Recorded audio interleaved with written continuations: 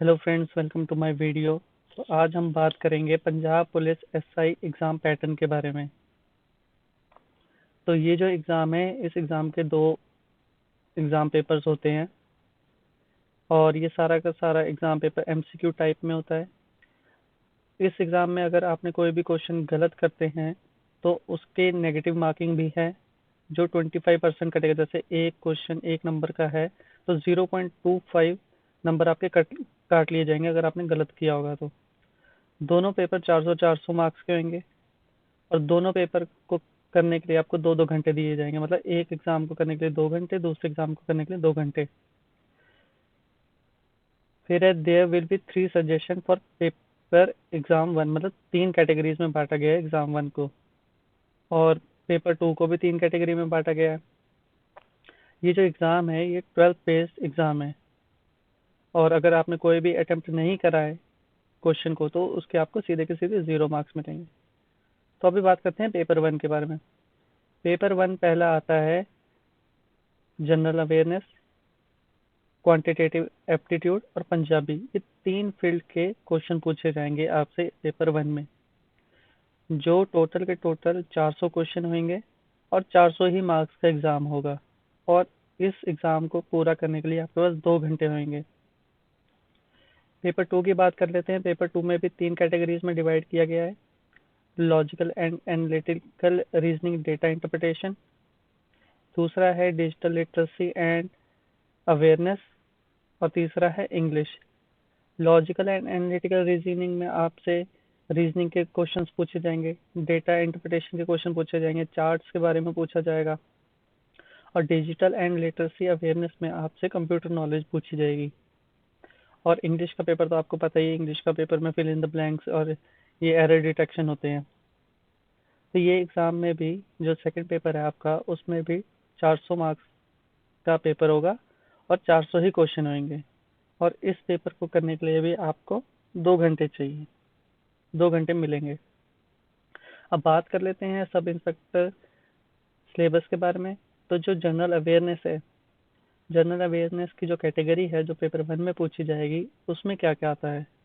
उसमें पहला टॉपिक आता है Indian constitution and its feature, central and state legislator, executive and local government institution, judicial institutions, history and culture of India, science and technology, Indian economy, geography and environment, current affairs, national and international, awareness of issues concerning diversity, ethics and vulnerable section of society।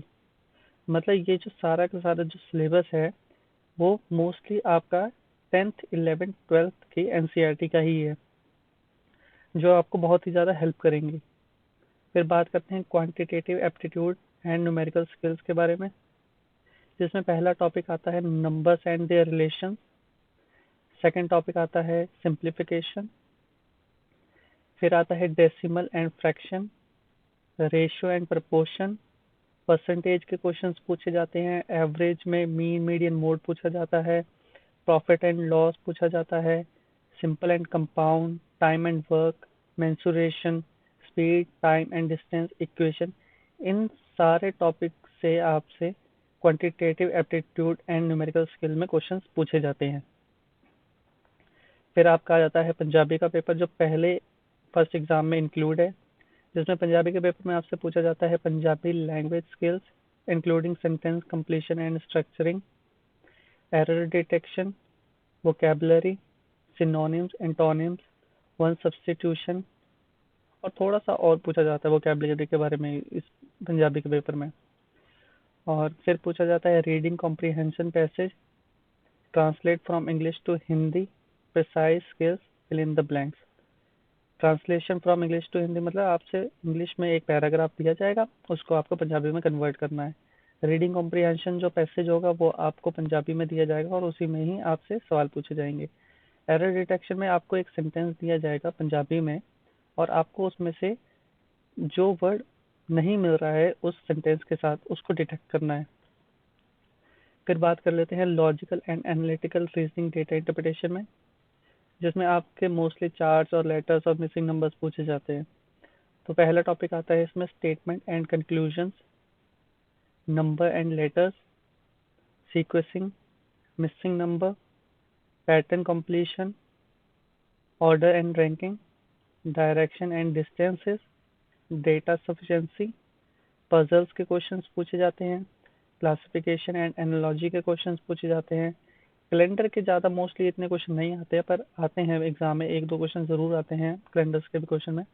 Relationship problems आती हैं, coding and decoding आती है, verbal reasoning आती है, non verbal reasoning भी आती है, legal reasoning भी आती है। फिर डेटा इंटरप्रिटेशन, ये बहुत ज़रूरी टॉपिक है डेटा इंटरप्रिटेशन का। इसमें आपसे ग्राफ, चार्ट, टेबल, स्प्रेडशीट पूछे, मतलब एक और दो स्प्रेडशीट या आपको चार्ट दे दिए जाते हैं और उसी से ही आपको क्वेश्चन बना के पूछा जाता है। फिर बात करते हैं डिजिटल लिटरेसी एंड अवेयरनेस के बारे में। उसमें आता है आपका fundamentals of computer, basics of operating system, computer hardware, MS office में आपसे पूछा जाता है वर्ड, एक्सेल, पावर पॉइंट, इन सब के बारे में पूछा जाता है। फिर पूछते हैं internet and world wide web, social media platforms, web search engines, VoIP communication, mobile phones, basic conceptual knowledge चाहिए जो मोबाइल फोन्स की होती है। फिर पूछते हैं basic of data interpretation, encryption. फिर पूछते हैं बेसिक्स ऑफ साइबर सिक्योरिटी। ये सारे के सारे जो टॉपिक्स हैं आपके, ये डिजिटल लिटरेसी एंड अवेयरनेस के टॉपिक्स हैं जो आपके पंजाब पुलिस के सब इंस्पेक्टर एग्जाम में पूछे जाते हैं। फिर बात करते हैं इंग्लिश की। इंग्लिश में टॉपिक्स आते हैं English language skills including sentences, completion and structuring, error detection, vocabulary. इसमें भी वही सिनोनिम्स एंड एंटोनिम्स पूछे जाते हैं, वर्ड सब्स्टिट्यूशन पूछा जाता है, रीडिंग कम्प्रीहेंशन पैसेज पूछा जाता है, translation for Punjabi to English पूछा जाता है, precise skills, fill in the blank. जो जो आपका पंजाबी लैंग्वेज के पेपर में क्वेश्चंस आ सकते हैं वही सिमिलर ही क्वेश्चन इंग्लिश के पेपर में भी बनते हैं। तो ये जितने भी टॉपिक हैं, ये सारे के सारे टॉपिक जो हैं, ये सारे के सारे टॉपिक आपके पंजाब पुलिस के सब इंस्पेक्टर एग्जाम्स के टॉपिक हैं। और इन टॉपिक्स के बाहर से कुछ भी नहीं आता एग्जाम में, बहुत ही रेयर चांसेस होते हैं। आपको बस इन्हीं टॉपिक्स पे ध्यान देना है और आपको इन टॉपिक्स से अपनी पकड़ अच्छी बना लेनी है, तभी आपका एग्जाम जो है वो आराम से क्लियर हो जाएगा।